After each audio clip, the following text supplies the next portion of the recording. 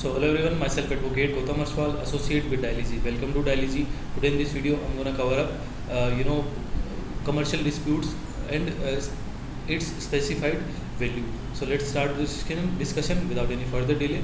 So the Act defines a commercial dispute as a dispute which includes disputes arising out of ordinary transactions of merchants, bankers, financiers, and traders.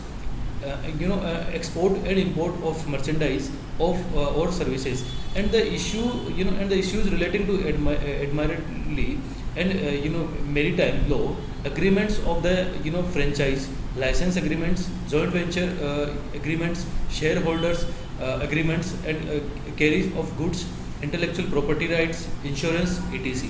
This is an exclusive, this is an inclusive definition and includes almost all disputes that could be related to commercial transactions. The Act sets up a specified value of 3 lakh rupees, while the maximum value is 1 crore rupees. The specified value shall be determined in some manner which we gonna discuss. So the very first is starting with the very first.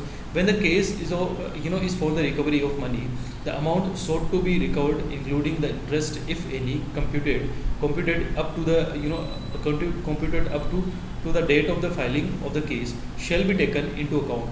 The second one is when the case is for a movable property, the market value of the movable property on the date of the filing of the case shall be taken into account. The third one is where the case relates to an immovable property, the market value of the immovable property on the date of the case shall be taken into account.